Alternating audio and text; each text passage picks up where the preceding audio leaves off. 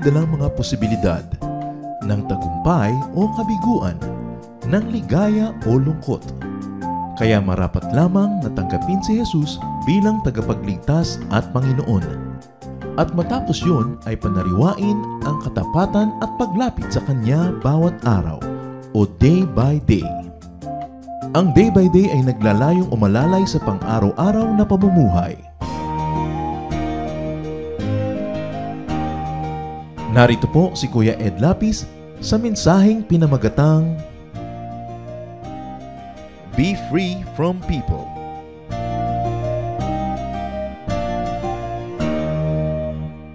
Satan likes to dominate. Satan likes to enslave. But Jesus sets free.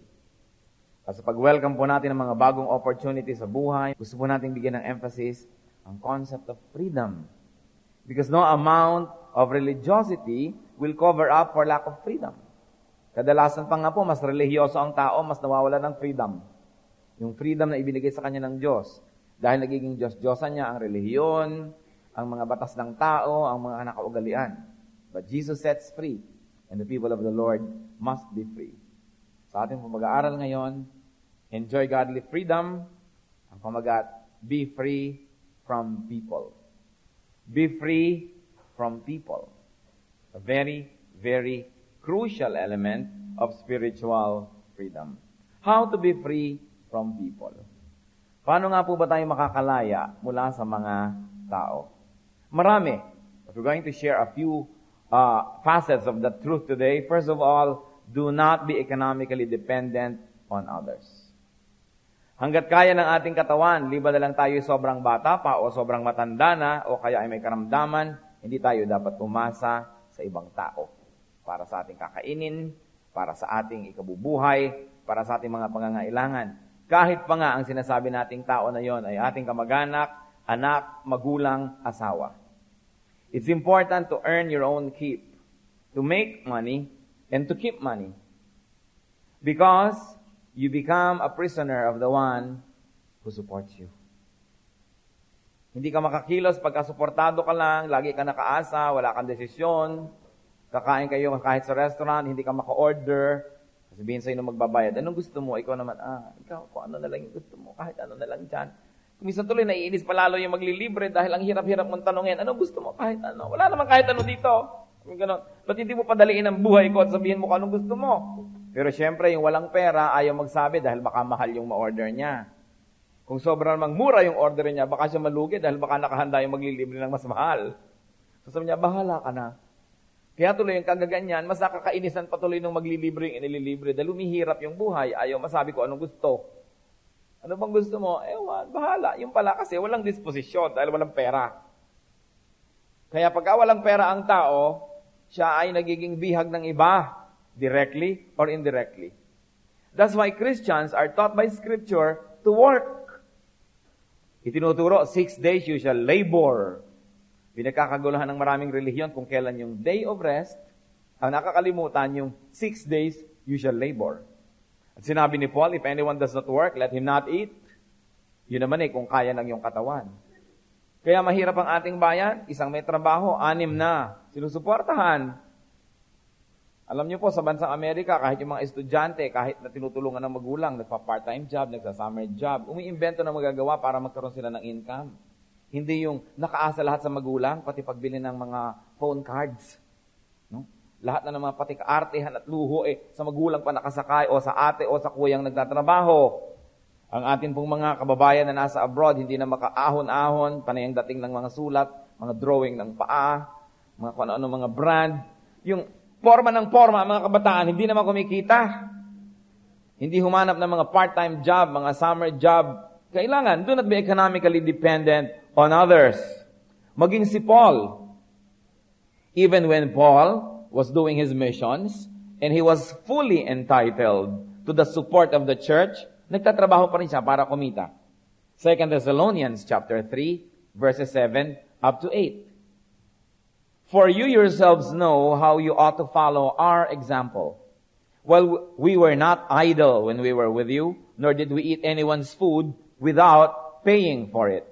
On the contrary, we work night and day, laboring and toiling, so that we would not be a burden to any of you. Yan ang example ni Paul. Sabi, dapat yung tularan na aming halimbawa, na kami nagtatrabaho araw at gabi, para hindi kami maging pabigat sa sino man, na hindi kami kumain ng pagkain di namin binayaran, o we have never earned. Hindi yung libre lang ng libre, sakay lang ng sakay. Ito yung magandang teaching sa bawat isa sa atin, lalong-lalo sa mga pastors, sa mga leaders, Christian leaders. Na hindi ko mo Christian leader ka, iaasa mo na ang lahat sa iyong mga members, sila na lahat ang nag-isip ng, panay na lang ang parinig mo, para yatang mas mabilis kitang maipagpe-pray kung may kotse ako, sister. Para yatang ganito, parang ganyan. Puro parinig. Kaya tuloy nawawalan ng dignity ang ministry. Kailangan gumagawa ng paraan. So, Christian, to be free from people, increase your resources to suit your desires. Or, scale down or decrease your desires to suit your resources. Mahalaga, kumikita. Do not be economically dependent on others. Kahit tayong mga magulang, habang kaya pa ng ating mga katawan, maghanap buhay tayo. Gumawa tayo ng paraan. Hindi ko napag-aralan na natin lahat ng ating mga anak ay aasa na lang tayo sa abot at bigay. At paano kung di kayo abutan? Paano kung nagkaroon kayo ng manugang na kuripot? Siyempre, 95% ng mga manugang kuripot sa biyanan, pero generous sa sarili niyang magulang. O sino ngayon ang nagkokontrol ng pitaka ng anak nyo, yung bang asawa o ano? Ay paano ngayon kayo nakaasa na lang? Mahalaga na meron tayong mga sariling kayod para hindi tayo umaasa sa iba. Yan ay isang paraan para maging malaya ang tao. Ang Pilipinas, bakit hindi tayo masyadong malaya? Bakit meron tayong mga foreign policies na hindi natin ma-implement? Bakit pinupuntahan na ng ibang bayan yung iba nating pulo? Sasabihin natin, please, ipod-ipod lang if you don't mind. Hindi natin masabihin, lumayas kayo dyan. Kasi wala tayong lakas. Nawala na ang lahat ng pera ng gobyerno, wala yata tayong baril o bala, kaya wala man lang tayong lakas ng loob magpalayas ng mga nakikilagay sa ating mga pulo-pulo. Kasi hindi tayo financially independent. Wala tayong inatupag kundi mangutang sa Japan, sa Amerika, kung saan-saan. Kaya tuloy, walang boses-boses ang ating mga embassy sa kanilang mga bayan. Lagi nilang nakikiusap. Beggars cannot be choosers.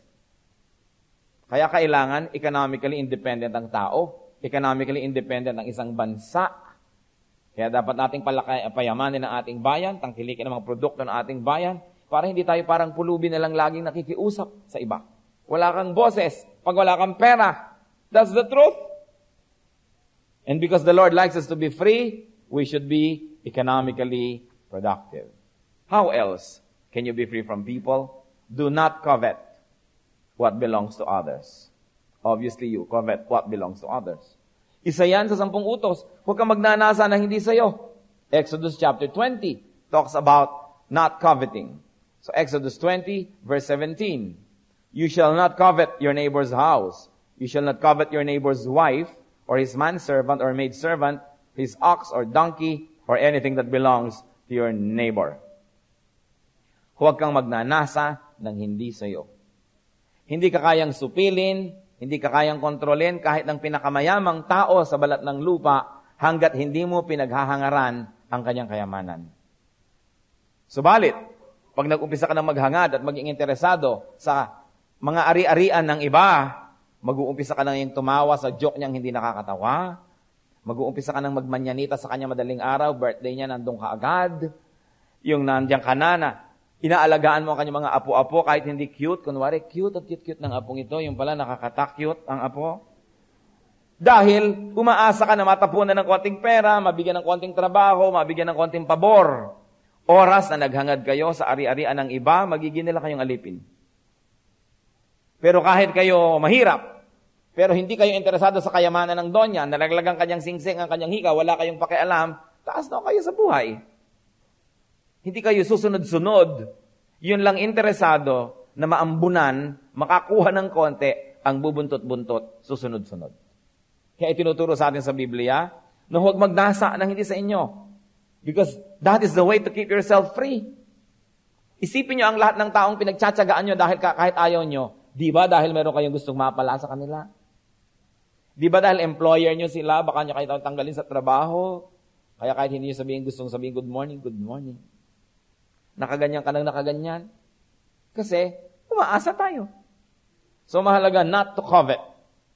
And do not covet people's affection or attention. Oras na namamalimos ka na ng pag-ibig, alipin ka na. Kung di ba gusto, ayaw ba niya sa'yo, di wag. Lalo mga young people. Sino dito ang mga single pa? May I see your hands? Taas nyo at ikaway-kaway. Itaas. Para makita na ibang single pa kayo. Yan. Meron ako sasabihin sa inyo, ha? Ready ba kayo makinig? Huwag kayong iibig sa hindi umiibig sa inyo. Pakatalino kayo sa buhay. Hindi yung kahit konting pagtingin. Namamalimos ka ng pag-ibig. Hindi ka na nga sitipot ng 2 oras, nagiintay ka pa ng 3 oras. Iniiwasan ka na nga, hahabol-habol ka pa. Bakit? Do not covet a love that is not being given to you, so you will be free. And do not covet anybody's beauty or body. The moment na na-attract ka na sa isang tao, pinaghangaran mo na siya, alipin ka na niya. Luluhod ka na sa lupa, ahali ka na sa paa, kung ano-ano ng paggagawin mo, dahil naghahangad ka. Kaya itinuturo sa atin sa Biblia yung kontrolin ang ating mga paghahangad. Do not covet. Ano pa? How to be free? Do not be intimidated by possession. Marami yan. Huwag kayong mai-intimidate dahil ang tao ay may mataas na ranggo. Kahit gaano kataas ang ranggo noon, gagamitin lang niya yon para kanya alilain at apihin. Gaano karami bang tao ang, ay general ito, ay presidente ito, ay gobernador ito, na nung makita mo ay nilingap ka at minahal ka. Di ba't sa taas nga ng ranggo niya, nautusan ka tuloy? Do not be intimidated by position, even position ng edad. 1 Timothy 4:12. Alam niyo po, si Timothy, very young Christian worker and preacher. Sabi sa kanya ni Paul, don't let anyone look down on you because you are young, but set an example for the believers in speech, in life, in love, in faith, and purity. Huwag kang masisilong, huwag kang masisimi sa mas matatanda sa'yo. Igalang mo sila, bigyan mo sila ng respeto, pero di ko mo mas matanda ay mas tama. I-respect, igalang. Kasi tayo lalo sa Pilipinas, sobra na tayo pag mas matanda. O ba't hindi ka naman kung tumanggi anak doon sa rapist? Matanda ho kasi. Igalang ang matanda. Yung sobra na, nagpapaapi na tayo dahil lang matanda siya. Kumisa sa mga magkakapatid, yung pangana, yung ate, yung kuya, abay 70, 80 anyos sa sila sobra pa rin niyang mandohan yung mga kapatid niya. Akala mo mga 12 anyos o 13, samantala yung kapatid ay 70. Kasi siya, 80. Ano pa ba naman ang alam ng 80 na hindi alam ng 70? Siyempre, kung ang kapatid mo, 1-year-old, ikaw 10, ang dami mong alam na hindi niya alam. 20 ka, siya'y 10, ang dami mo pa rin alam na hindi niya alam. 30 ka, siya'y 20, may alam ka pa rin na hindi niya alam. Pero kung ikay 40 at siya'y 30, ano pang alam mong hindi niya alam? Kung ikay 50 at 40 na siya, lalong dumikit na yon. At kung ikay 90 at siya'y 70, marami ka dang nalimutan. Nababaligtad na dapat yun. So, yung matandang kapatid is not forever. Hindi ko naman matanda ka nung araw hanggang ang tatandaan nyo na, kala mo ka pa kung sino, na yung iba hindi na magkaroon ng karapatan magsalita, hindi na magkaroon ng karapatan ng choice. Ang sabi, do not be intimidated by position, even by age. And I'm not teaching you to be rebellious. The Word of God says, do not let anyone look down on you just because you are young. Ang tinitingnan hindi edad, kundi ano ba yung laman ng utak mo, ano ba ang iyong pagkatao, ano ba ang iyong mga layunin sa buhay, para ka maging kagalang-galang. Do not be intimidated by that. Alam niyo tayo mga Pilipino, kaya ang dali-daling apihin Sobra tayo agad na nagbibigay, basta't ay matanda ito. Nung araw, marami talaga ang mga matatanda, kagalang-galang. Pero hindi naman ko matanda, may pinagkatandaan na Kaya kailangan sinusuri mo rin. Pero dapat tayo magalang unless the person proves na hindi mo naman dapat pagtiwalaan. Ano pa? Do not be intimidated by possession.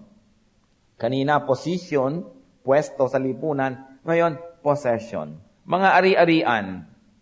Bakit yung mga clerk, pagka ang dumadating mga donya, naganggapakwan ang mga hikaw, ina-entertain agad. Pero subukan mo dyan sa mga security guard, mga clerk, mga receptionist na naka-duster ka, may kalikaliskis ng bangus ang iyong braso. Tapos sinabi mo pa, good morning, sir. Good morning, ma'am. Saan mo ba dito ang office? Ganun. Ay, doon na, urong. Ganun na gagawin sa'yo ng gwardiya. Pero subukan mo na ka-Mercedes-Benz ka, mama, ang busina, nagkakandara pa, saludo pa sa'yo. Pero hindi naman siya binibigyan ni ng donya. Wala namang ibinibigay sa kanya. Nagmamadali pa kung mag-utos. Pero yung mahirap na nakikiusap, nagsusumamo, ayaw pansinin. Bakit mas gusto mo maglingkod doon sa nang-aapi sa'yo? Kasi you are intimidated by possession. Kaya sabi sa James 2:2-4, sa church pa ito, suppose a man comes into your meeting wearing a gold ring and fine clothes, and a poor man in shabby clothes also comes in. If you show special attention to the man wearing fine clothes and say, here's a good seat for you, but say to the poor man, you stand there, or sit there on the floor by my feet, have you not discriminated among yourselves and become judges with evil thoughts? Sabi, pagka sobra mong inestima yung mayaman at mabango at maganda ang baro at hindi mo inestima yung mukhang mahirap, hindi ba kasamaan yan? Pero human tendency, pag mas maganda ang baro, pagka mas mataas ang ilong, at saka pag mas arrogante, they get the service. Subukan mo maging polite sa mga despatchadora. Ma'am, magkano ito? Di mo kaya yan. Mahal yan. Ganun agad ang sabi ng mga despatchadora sa'yo. Pero pagka bihis na bihis ka, talaga nagkakadara pa sa paglilingkod. Pero at the end of the day, not the poor nor the rich client gave them a tip. Wala rin namang napalae yung nagpakanda ganyan dun sa mayayaman. Pero bakit ganun ang tendency ng tao? Bakit? Alam niyo kung bakit? Kasi umaasa. Baka mabigyan. O kaya baka kaibigan ta ng may-ari, masabi man lang na magaling ako mag-serve. In other words, selfish pa rin yung motive. You serve the one who you think can give you better things in return. But what is real kindness?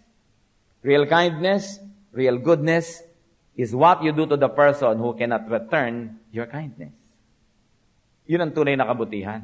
Yung ginagawa sa taong hindi makapagsusukli ng ginawa mo sa kanya.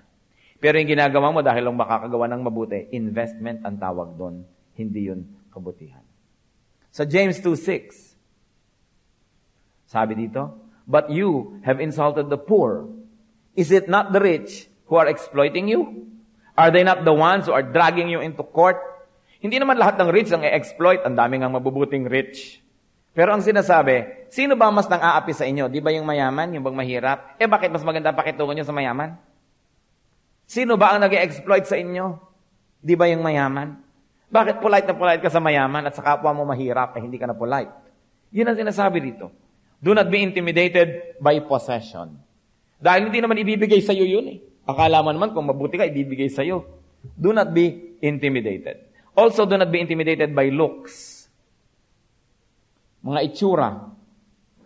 Lalo sa Pilipinas, pag medyo tisay-tisay ka na, medyo maraming peroxide ang yung buhok, no? You get the service.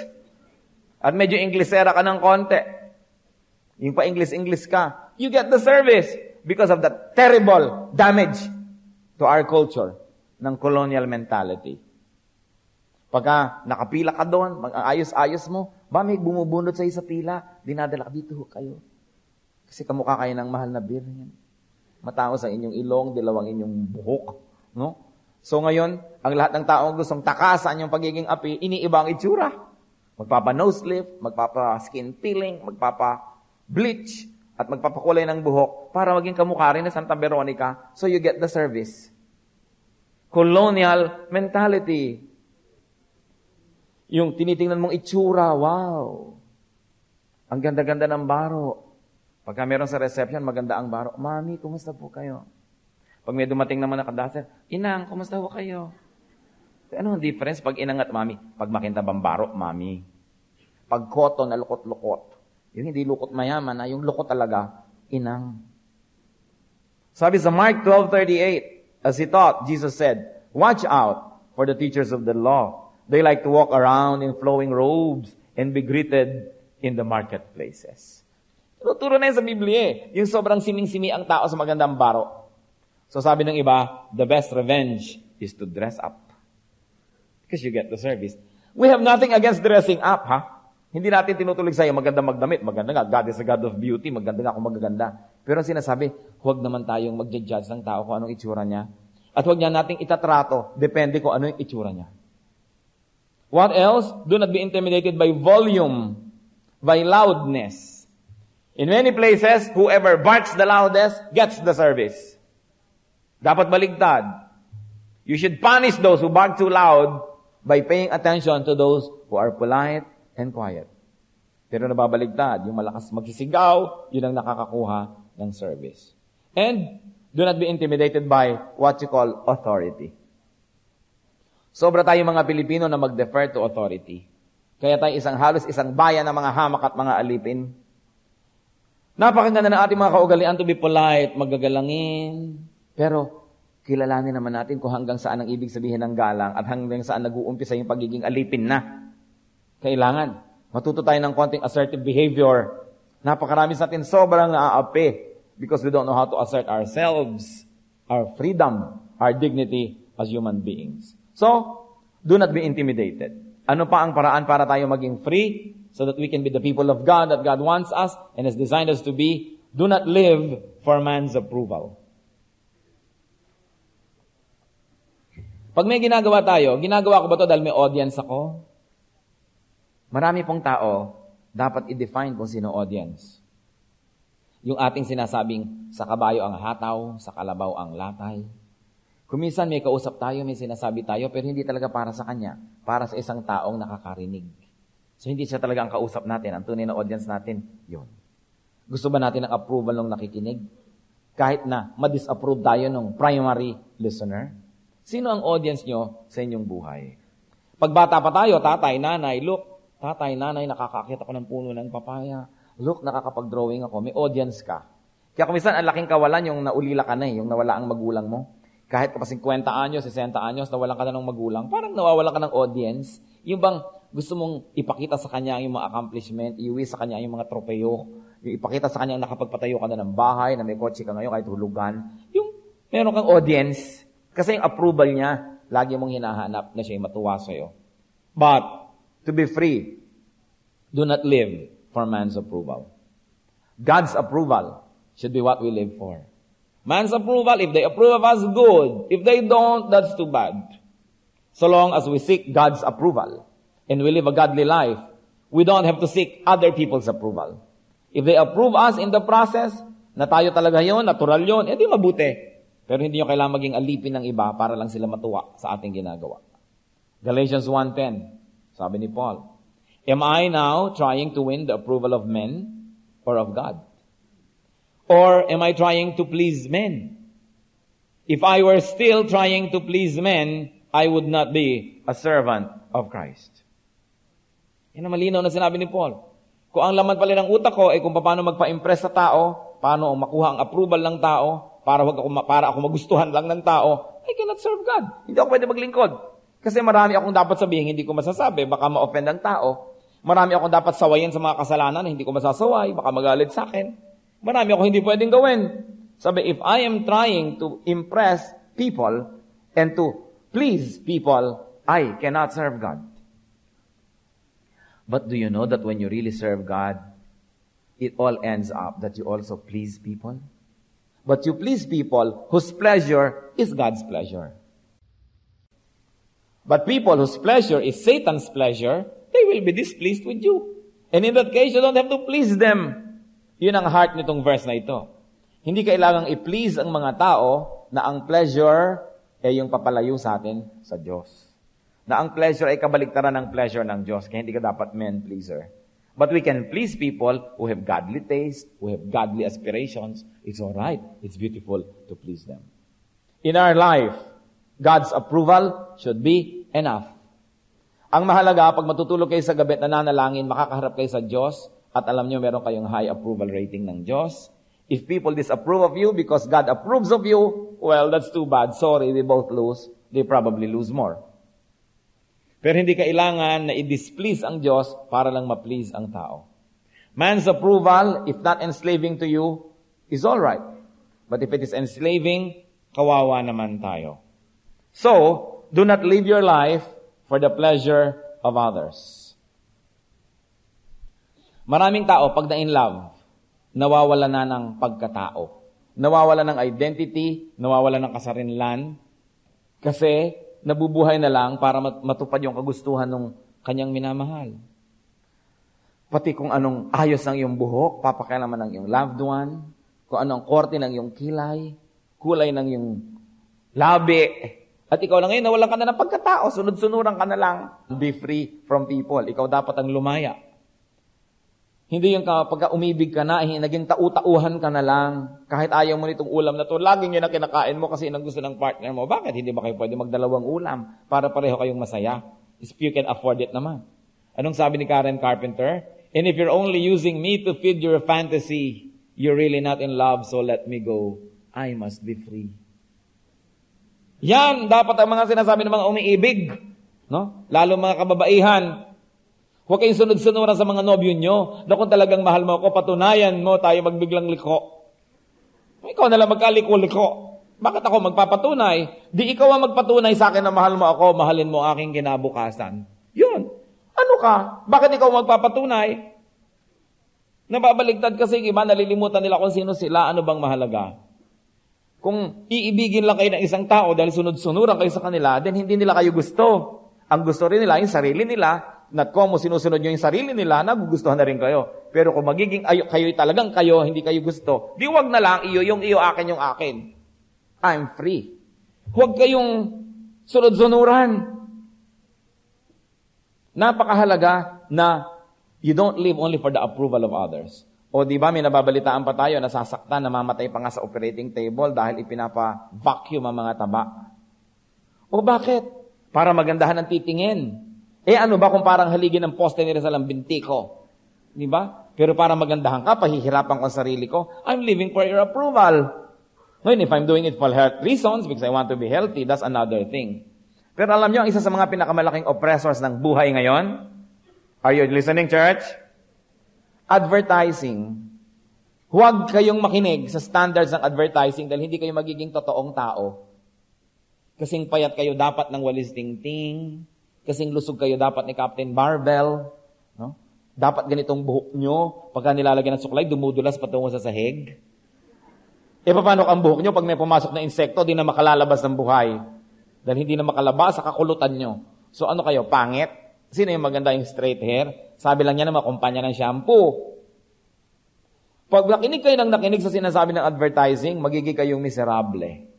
Pag ginawa nyo silang standard, na lagi ang mga babae is 5'7", dapat pataas ang height. Paano na yung mga 4'2"? Wala nang kinabukasan. Lahat ang ngipin dapat kumukuti-kuti-tap. Paano kung ita kayo na puro nga ang ngipin nyo? Pangit kayo? Sila lang ang maganda? Wow naman.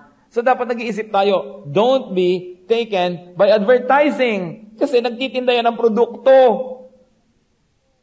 Kahit yung mga modelo nila na ang gaganda sa picture, pag nakita nyo sa totoong buhay, hindi gano'n lang itsura nun.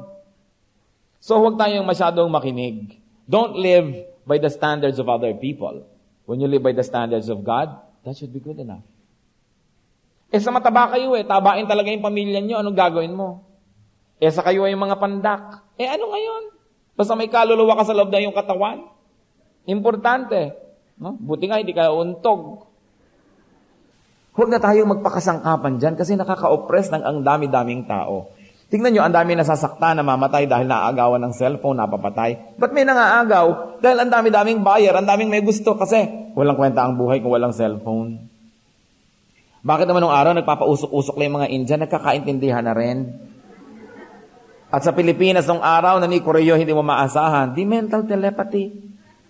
Nagiging pa tayong matatalas ang pakiramdam. Alam niyo ba nung araw kung paano mag-usap ang binata at dalaga? Nung turn of the century sa Pilipinas, galaw ng mga pamaypay. At tiklop ng mga panyo, nagkaintindihan na. Wala pang phone card na binibili. So, huwag tayong masyadong magpadala sa ganitong mga uso-uso. So, huwag maging slave ng uso. Huwag maging slave ng trend. At kung gusto nyo talagang maging malaya from other people, do not seek elected positions. Do not seek popular positions. Kasi hindi kayo magiging malaya. That's why even in our church, we don't elect officers. We don't elect elders. We don't elect deacons. I appoint them all so that these people will not be beholden to the congregation. Kasi magkakaroon ng politicking. Mamaya sinusunod ba na yung kagustuhan ng iba kahit di sila tama? Kasi sila yung nagboboto-botohan. Walang boto-botohan dito. I don't believe in democracy in the church. It should be theocracy. Authority from above going below. Hindi below going up. Kasi ano yung kongregasyon? Pipili kayo ng mga elders o mga board. Yung board ngayon, pipili ng pastor. Ano yung pastor? Pipili ng Diyos. Kasi papataas. Yung mga elective positions na yan ang dahilan. That's why ang dami-dami nating mga government officials, hindi sila makapagtrabahong mabuti. Paano mo palalayasin na squatter? Ang daming boto. Paano mo sila aayusin? For every square meter, may 5 tao. E di hindi na baling huwag ako iboto ng taga Forbes Park, 3,000 square meter, 2 tao lang. No? So, ipiplease ko na lang yung mga squatters. So, sige, magkalat kayo, magdumi kayo, hindi ko kayo papagalitan para iboto nyo ko. Kaya nagkakaroon tayo ng bad governance. Hindi maayos-ayos ang problema sa mga jeepney kasi isang vote block yan yung mga jeepney driver. Hindi maayos-ayos ang problema sa mga bus drivers kasi boboto sila. So, hindi pa ganun ka-mature ang society natin para maintindihan yung ibig sabihin ng responsible democracy. That's why it doesn't work in our country. That's why I don't want it in the church. Yung mga churches na may boto-botohan, ang daming intriga, ang daming politics. Because people in high positions will tend to please men and not God who is above. So mahalaga, nakikita natin yan, to be free.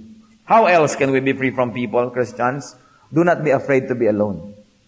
Kung kailangan. Huwag kayong matakot manindigan mag-isa. Do not belong to the crowd at any price and at all costs. This is exemplified by the prophets. Naninindigan. Kahit isang tinig na nagsasalita, kinikriticize ang king, yung gobyerno, nagsasalita sila dahil yun ang tamang gawin. They are not joining a popularity contest, but they are voices of the Most High God. And the great men and women of the Bible have become great dahil sila'y nanindigan. Sa ating kultura, mahalaga ang pakisama, pero mas mahalaga tayong mga pagpapahalaga, at yun ay paninindigan. Lahat ng ating mga bayani ng kasaysayan, bayani ng mga mito, mga alamat, puro mga nanindigan. Mahalagang naninindigan ka. Hindi kasama ka ng crowd at any cost, at any price. And yet, there's another rule. You want to be free from people? Do not love too much. Sasabihin niyo, Christian ba yan? Yes. Because some people love other people too much that those people become idols. Masama ang may idols than idolatry. Nagtataka ba kayo kung bakit itong si Abraham, matapos na kitanda-tanda na niya at pangakuan ng Lord na magkakaanak, at nung nagkaanak, at nung binatilyo na ang anak, kaisa-isang anak, na tama, ang sinabi ni Lord, i-offer mo si Isaac. Bakit kaya? Anong test kay Abraham yon? Pwede kaya na dahil sa katagalan niyang walang anak at sa pananabik sa anak, ay naging idol na niya yung anak niya? Anak na lang ng anak ang inisip, yung mula sa umaga hanggang gabi, tinitingnan. Diba? Bine-baby, maaari kayang nakalimot siya ng konti sa Diyos at puro anak na lang. Kaya sabi ng Diyos, mabuti magkaroon tayo ng test ng faith, ha? Ay i-offer mo siya. At si Abraham naman passed the test. Pero ba't kinailangan niyang dumaan sa test na yon? Is it possible that he was loving Isaac too much? That it is now getting to become possible that he would love Isaac more than he loved God? But God tolerates no rivals. Kung ayaw ninyo na may mahal kayo sa buhay na alisin ng Panginoon dyan, huwag nyo silang mahalin ng higit sa pagmamahal nyo sa Diyos. Because God tolerates no rivals. Do not love people too much. Especially kung nobyo nyo pa lang at nobya nyo pa lang, don't love too much. Dahil hindi pa kayo nakakatiyak na yun na nga yung magiging asawa nyo, na ibigay nyo na ang lahat-lahat, ang nakaraan, kahapon, at bukas at ngayon. Pagkatapos iniwan-iwan kayo, naglalakad ngayon kayo sa Rojas Boulevard. Crispin. Basilio. Ang daming mga ganyan. Tinalikuran lang ng nobya, nagbigti, nagpakamatay. Don't love people too much. Deuteronomy 6:5. Love the Lord your God with all your heart and with all your soul and with all your strength. Nakita nyo, konti na lang na natira sa nobya. God muna. Kasi pag mahal natin ang Diyos, mahal natin ang katuwiran, mahal natin ang katotohanan, mahal natin ang liwanag, napapabuti ang ating buhay. Pati pagmamahal natin sa kapwa-tao, napapalagay sa tama. Pero pag inuna niya yung tao, kawawa naman kayo. Pag sobra kayo nagmamahal sa kapwa-tao nyo, kawawa naman kayo kasi lulungkot kayo sigurado. Una, pwede kayong iwan yan. Ang anak nyo mag-aasawa, hindi naman kayo kapartner niyan sa buhay. Yung asawa nyo, pwede din kayong iwan, pumunta sa iba, or mahal na mahal kayo, tapat na tapat, pero namatay. Di nawala rin, iniwan din kayo. Kaya pag sobra ka nagmamahal sa tao, nang higit sa pagmamahal mo sa Diyos, humuhukay ka ng iyong sariling libingan, tumatahi ka ng sarili mong pangluksa, kasi lulungkot ka sigurado. Pero yung mamahalin mo ang Diyos above all, tapos mamahalin mo yung tao nang nasa lugar lang, tama lang, people come, people go, people are born, people die, people leave, people arrive. Meron kang emotion, nalulungkot ka, sumasaya ka, pero hindi sobra to the point na ikababaliw mo, na ikaw ay napapahandusay, nagkakawasak-wasak ka. Dahil meron ka pang isang number one love, na hindi ka iniiwan, hindi ka pinapabayaan, hindi ka pinagtataksilan, and that is God. Kaya gusto niya. Sabi niya, love God with all your heart. Huwag yung tao. Kaya may kanta, put a little love away. No? Yung, huwag masyadong ilagay, huwag masyadong ibuhos. Alam niyo, napapansin ko sa mga Pilipina. No? Pilipina. Sige, mahirap pa ibigin. Pero oras na nahulog na loob. Alipinin mo. Atsayin mo. Pagawan mo ng thesis. No? Yung alilain mo, love ka pa. Pagtaksilan mo, love ka pa. Nakawin mo yung kita niya, ibigay mo sa kinita mo, love ka pa. Bakit ganong sobrang umibig ang mga kababaihan sa bayan na ito? Kaya lagi na lamang na iiyak-iyak. No? Kaya dapat, put a little love away. Magtira kayo ng pag-ibig sa Diyos. Huwag niyo ibigay lahat sa tao. At magtira kayo ng pag-ibig sa sarili. Kasi kung hindi niyo na rin iniibigay inyong sarili, di na rin kayo kaibig-ibig. Yung wala na kayong dignity, wala na kayong sukat na igalang sa inyong kapwa, dahil sobrang na kayo nagpaka-aba-aba dahil sa inyong pag-ibig, hindi na rin kayo pinapahalagan kahit nung iniibig nyo eh. Kahit batuhin ka ng plato, ng estante, serve ka pa rin, mamaya bahay na yung ibabato sa'yo. Kasi hindi ka na igalang, kasi alam na kahit anong gawin sa'yo, busab-busing ka, pwede. Kayo na mga nasaktan na sa pag-ibig, na intindihan nyo sinasabi ko. Yung kawawa naman kayo pag sobra kayong umiibig. Don't love too much. Don't be too emotional, mga dalaga. Ha? Huwag ihuhulog ang loob masyado. Konti lang. Ang asawa nyo na tsaka, pero number one pa rin ang Diyos. Kasi hindi naman kung mag-aarating asawa nyo, naliligaya na nga kayo. Tumingin-tingin nga kayo sa paligid nyo. Di ba? You don't have to look far. Tingnan nyo ang inyong mga tiya, ang inyong mga nanay, ang inyong mga ate. Hindi ba? Tingnan na lang may mga libing, may mga lamay, may mga kasalan, may reunion, bulong-bulungan yung mga babae. Pinag-uusapan niyo kung paano sila pinagtataksilan ng mga asawa nila. Kawawa naman. Dahil ibinigay ang lahat-lahat. So, don't love people too much. Love them, but in a godly limitation. Love God above all. At magtitira sa sarili. Magtitira kayo. Huwag niyong ilagay lahat. And, gusto ko pa sana mga 15 pang points, pero tama na, isa na lang. Do not be too close to people. Be close enough, but far enough. Near enough, but far enough. Alam yan ng Diyos. Kaya nga pati magbiyanan, pinaglalayo ng konti. Anong utos ng Diyos? A man will leave his father and his mother and be united to his wife. In other words, huwag paghalu-haluin yan, huwag pagsamasamahin kasi magulo. Near enough, but far enough. Dahil familiarity breeds contempt. At ano ba mga kapatid? Pag sobra kayong close sa tao, kahit kaibigan nyo, hindi na kayo makapag-library nang hindi siya kasama, hindi na kayo ngayon makapag-mall nang hindi siya kasama, wala na kayong magawa nang hindi siya kasama, para na lang kayong anino, para na kayong hindi isang totoong tao. Hindi ganyan ang design ng Diyos para sa atin. Kailangan meron tayong distance, pero meron din tayong closeness. Lahat sa tamang timpla. Kailan nyo nalalaman that you're already too close? Yung hindi na kayo maka-function, hindi na kayo mabuhay nang wala yung kapwa. Dahil nalilimutan nyo na kahit wala yon, nandiyan pa naman ang Diyos. Kaya kawawa ngayon, sobrang close eh. Paano pag wala ngayon, miss na miss mo na, hirap ka na, balisang-balisa ka na. Hindi ka free. In other words, you are not a planet with your own orbit. You are only a satellite. Kung saan pumunta yung planeta, kasunod ka. Wala kang sariling mundo, wala kang sariling landas. That's not what God wants people to be. Dapat meron kang sariling pagkatao. What is the message of Christ, brothers and sisters? Pag finamarize natin, and if I were to choose just one word to describe the message of Christ, it is the word freedom. Pinapalaya ang tao. Pinapalaya ka mula sa kasalanan, sa kapangyarihan ng kasalanan, ng mga bisyo, ng kapangyarihan ng ating mga pagnanasa, na nagiging slave tayo ng pagnanasa na yan. Pinapalaya tayo. So dapat tayo maging malaya.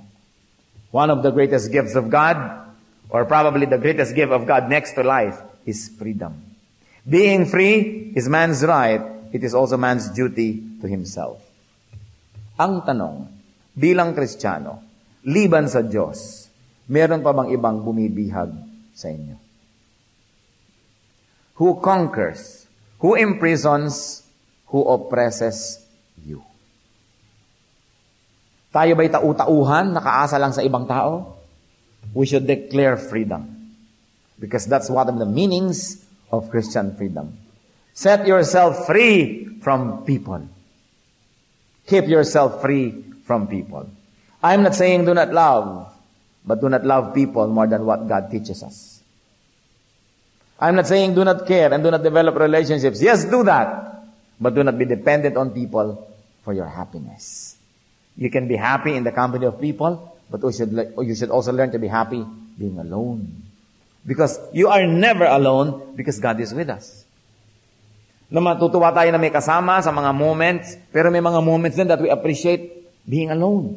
So we can gather ourselves, we can find and charter our compass, we can find our bearings, and we can find the serenity. Dapat hindi tayo slave ng sinuman. Dapat hindi natin pwedeng sabihin na, pag wala ka, paano na ako, hindi ako mabubuhay. Ginawa na natin siyang Diyos. That's already idolatrous. Dapat sabihin lang natin, ang buhay ko, mas maganda kung wala ka, pero kung wala ka, pwede rin kasi nandiyan pa naman ang Diyos. Dapat ganun. At hindi kataksilan yan sa asawa, sa anak, sa magulang. Hindi. Yan lang ang tamang relasyon ng tao. Huwag natin gawing poon ang ating kapwa. Na dapat nagtitira rin sa sarili. A person that has no self-respect is not an interesting person, therefore is not a respectable person, therefore is not a lovable person. Kaya nakikita nyo yung mga martir, habang nagpapakamartir-martir, lalong dinudusta at inaapi. Kasi, ina-advertise na pwede mo akong apihin dahil martir ako. Hindi ako naninindigan and I will never walk out of your life kahit mo ako gawing basahan. Yun ang mga ginagawang basahan. Ang tao nilikha sa wangis ng Diyos, dapat ang tao kagalang-galang. At para kaigalang ng kapwa, igalang mo muna ang iyong sarili. Para kapahalagahan ng iba, pahalagahan mo muna ang iyong sarili. Do not be a slave of anyone. Kung kayo sa inyong buhay na intimidate na nung araw ng isang tiya, ng isang tao, ng isang kapatid, pero ngayon ang feeling nyo sakal na sakal kayo, hindi nyo pa magawa ang gusto nyo, hindi naman masama yung gagawin nyo, basta yun lang ang gusto nyo. Pero lagi na lang gusto ng kapwa nyo ang nasusunod. I'm telling you, set yourself free. Huwag kayong ma-intimidate. Kung kailangan kausapin mo ang iyong kuya o ate, matatanda na tayo lahat. Naging sunod-sunuran na ako sa inong araw. Konti na lang buhay ang nalalabi sa buhay ko. Kaya bayaan mo ako na gusto ko na yung gawin ko, gagawin ko. Yung gawin mo, gawin mo. Set yourself free. It is your right and duty as a child of God. Let's bow before the Lord. At nais kong isipin ninyo, tayo ba'y alipin ng iba? Dependent ba tayo sa iba? Umaasa lang ba tayo? Be alone with God for a while. At hingin nyo ang karunungan mula sa Diyos kung paano makakalaya. Sino man yung taong parang kayo pinapaandar lang, pinapaikot, sunod-sunuran lang kayo, set yourself free. Hingin nyo sa Panginoon ngayon sa panalangin na yung taong yun mismo ay kausapin ng Diyos, na tumulong at maging cooperative para kayo maging malaya. But you've got to do something so that you will be free. Freedom is never given to you on a silver platter. You have to earn it.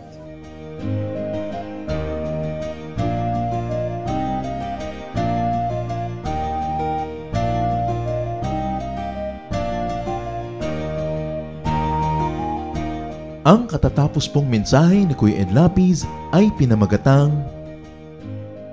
Be Free from People.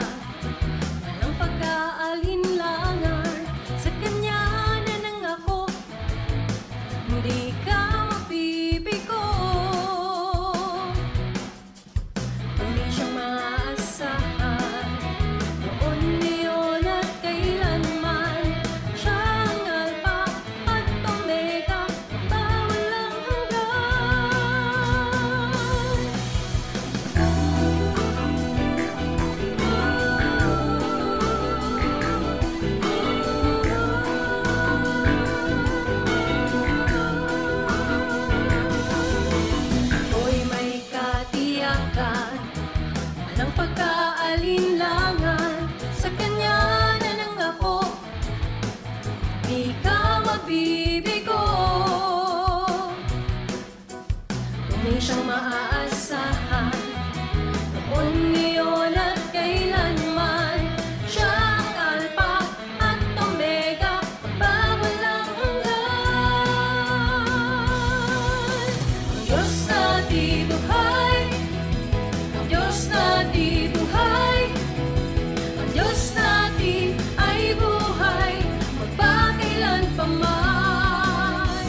Ang Diyos na di buhay, ang Diyos na di buhay, ang Diyos natin ay buhay, magpakailanpaman.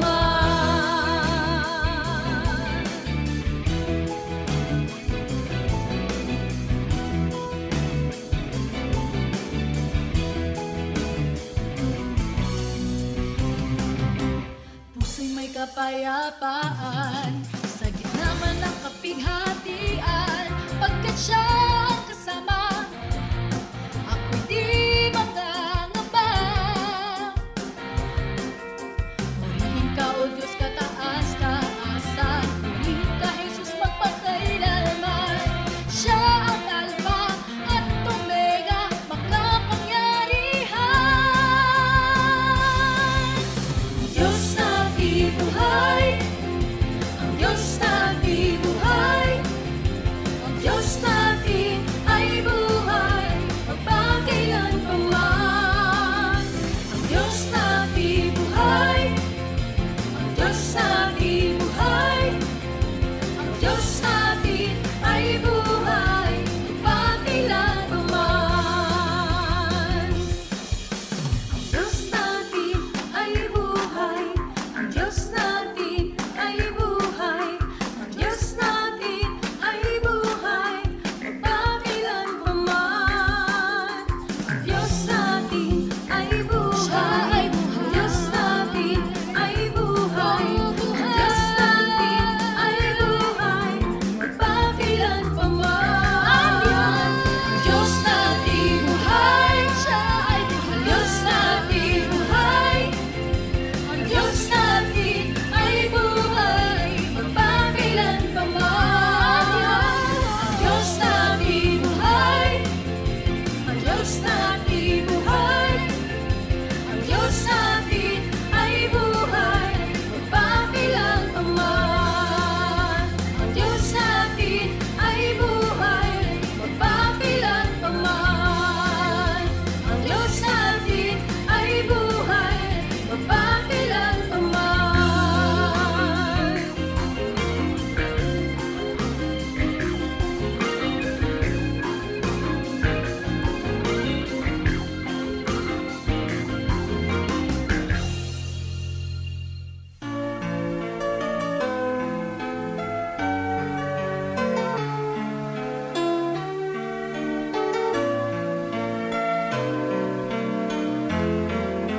Purihin ka, O Diyos, purihin ka, O Diyos, purihin ang dakilang ngalan mo, Panginoon.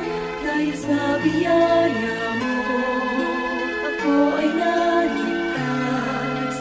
Pagpapala mo sa'kin, hindi magwawakas. Purihin ka, O Diyos, purihin ang dakilang ngalan mo, Panginoon. Dahil sa biyaya mo, ako ay naligtas. Pagpapala mo sa'kin, hindi magwawakas. Purihin ka, O Diyos, purihin ka, O Diyos, purihin ang dakilang ngalan mo, Panginoon. Dahil sa biyaya mo, ako ay naligtas.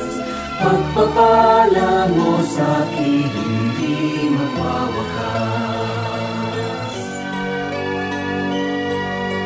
Purihin ka, O Diyos, purihin ka, O Diyos, purihin ang dakilang ngalan mo, Panginoon. Dahil sa biyaya mo,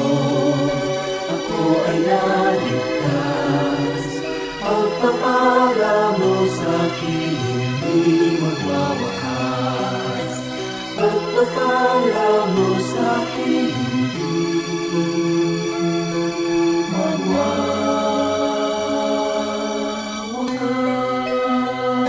magwawakas.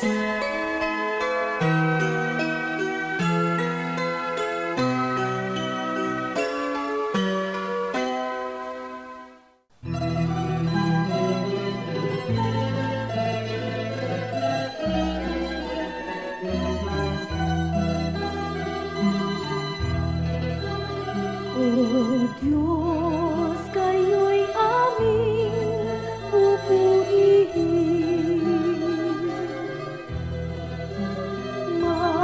Marapat na ito'y aming gawin.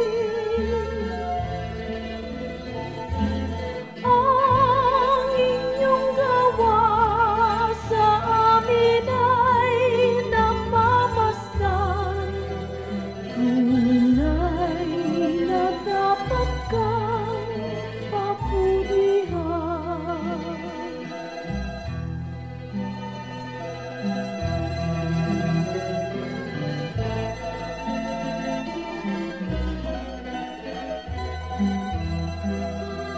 O Diyos, kayo'y aming sinasamba.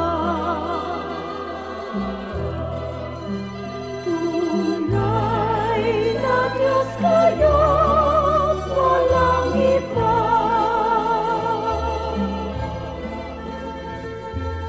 Ang inyong likha ngayon'y nangangayo pa pa.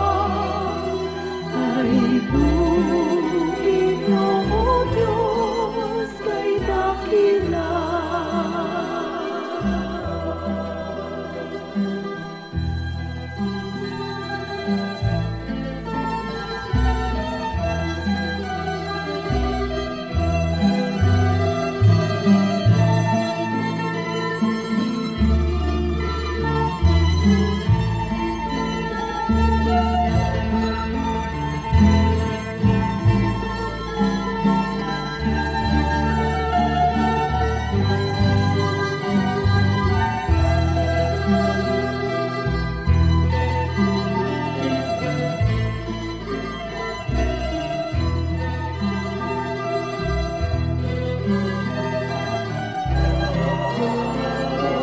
Diyos, kayo'y aming aawitan. Nang awit na sa puso'y sumiran. Awit ng pagpuri at awit ng paggalang. Sa inyo ay amin ang nilalaan. Sa inyo ay amin ang nilalaan.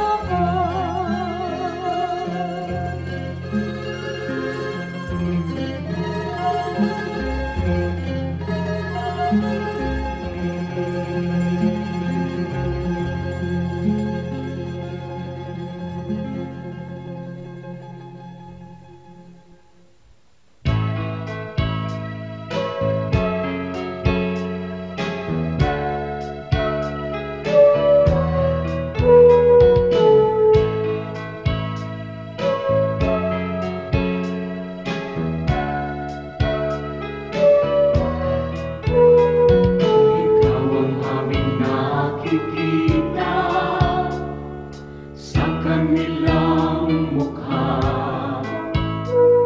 Kaya ang mabuting balita binabahagi sa mga dukha. Ngunit paano nilang masisilayan ang habag at pag-ibig mo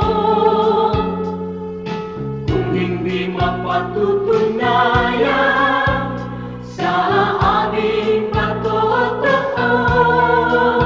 Kaya kung paano mo kami kinalingan, kung paano mo kami minahal, magbunga ng pagtitiyaga at pagpapagal sa aming kilos, salita at damdamin. Maranasan nilang totoo ang kabutihang natutunan natin na nagmumula sa'yo.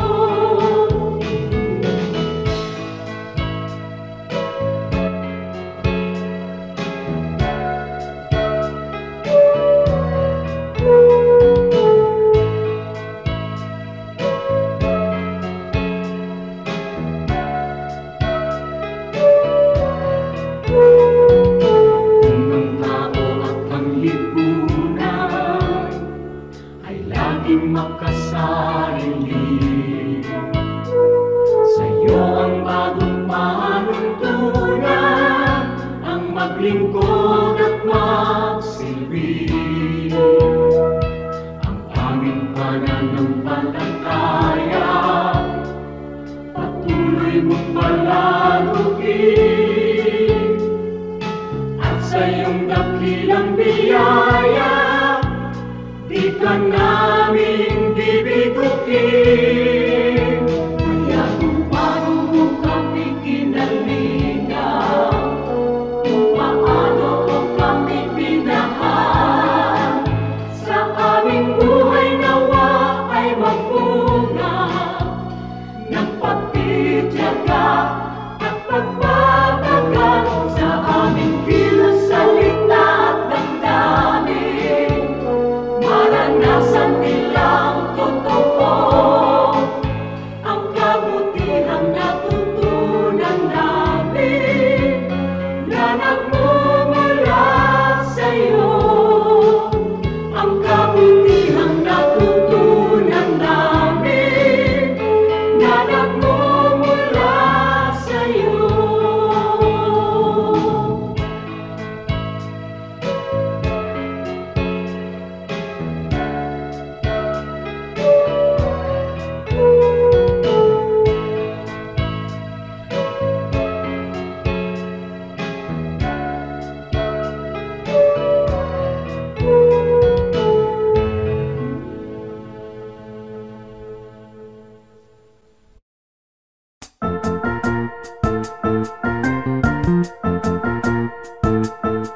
Oras na po para pansamantalang magpaalam ang programang Day by Day.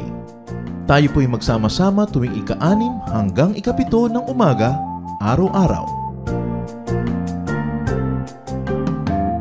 Magandang umaga po at mabuhay ang Panginoong Hesus!